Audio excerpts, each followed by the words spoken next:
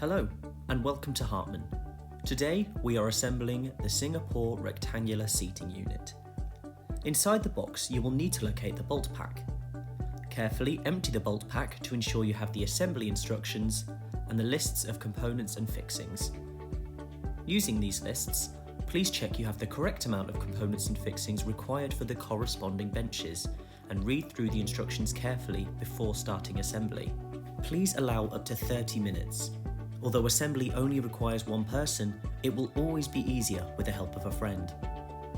Also in the box, you should have these components: sofa, part A, sofa, part B, which can be identified by the 2 extra side holes, 7 backrests, and 2 middle legs.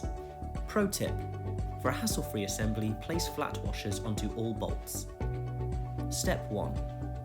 Attach the middle leg to the underside of sofa A using the M620 bolts, and then use a 14mm spanner to tighten.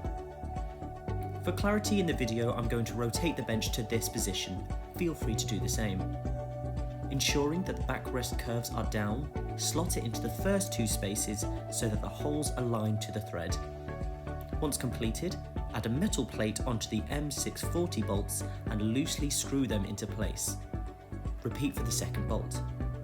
Once completed, you will need to repeat to the other side of the backrest and repeat for the other 2 backrests. Now tighten them all with an Allen key. Now repeat the entire process for sofa B.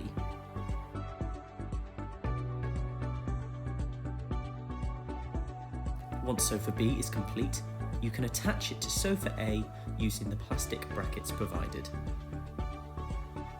Now, all that's left is to place the cushions over the backrests and the base.